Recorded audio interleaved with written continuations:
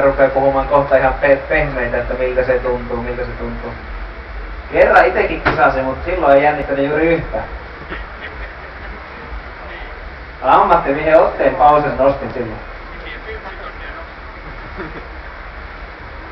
No niin miehet, miltähän se tuntuu se golfissa? No, onko veljekset valmiina? Peukku sen merkiksi. Mites Tonilla? Peukku pystyy. Muistakaa, tämä on Final Countdown ja siitä lähdetään menemään.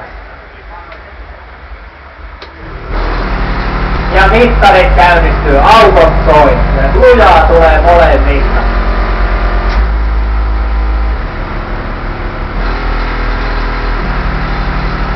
Vastapankitsella 2,5. Toni Pasasella 1,1.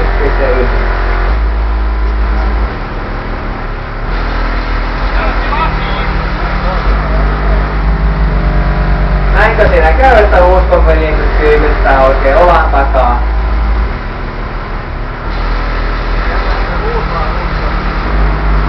Näinhän siinä käy. 150 pistettä. Nelonen Toni Pasaselle, 159 Houston Crossin Passavalkikselle.